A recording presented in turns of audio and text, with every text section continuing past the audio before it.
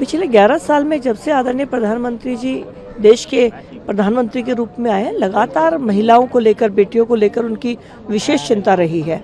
और महिला आरक्षण बिल में 33% स्थान विधानसभा और लोकसभा में देने से पहले उन्होंने 11 साल से मुहिम शुरू करी कि देश की आधी आबादी को कैसे राजनीतिक के साथ साथ सामाजिक और आर्थिक स्वतंत्रता भी दी जाए, उनको पैरों पे खड़ा किया जाए।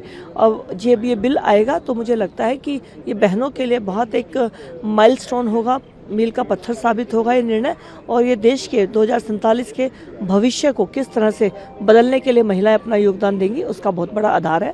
आदरणीय प्रधानमंत्री जी का बहुत बहुत धन्यवाद। मैम, अरविंद केजरीवाल ने कल कहा कि 2026 के बाद पीएम मोदी नहीं रहेंगे, सरकार नहीं रहेगी, किस तरह से चली जाएगी, तो क्या कहेंगे इसके उनके देश? नकारात्मक राजनीति करने वालों का दिल्ली में कोई स्थान नहीं है।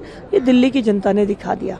पहले 7 लोकसभा और उसके बाद विधानसभा में जो परिणाम मिला है, और हमें ये लगता है कि जब निर्णय जनता के हक में होते हैं तो जनता अपने आप देखती है, वो किसी के भ्रम में नहीं आती।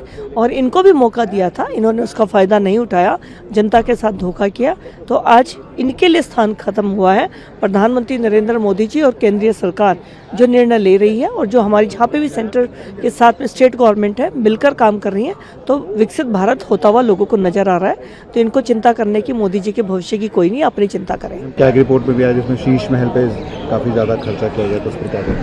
शीश महल के बारे में जब पहले भी खबर आई थी कि किस तरह से डीएसआर आइटम्स को बिल्कुल ताक पर रखकर यहाँ पर आइटम्स को चुना गया, उनकी क्वांटिटी, उनकी क्वालिटी, उनके रेट्स सब तय किए गए, तो ये उसी समय तय हो रहा था कि ये पॉलिसी जो है इसमें भ्रष्टाचार का बहुत ज़्यादा घालमेल है।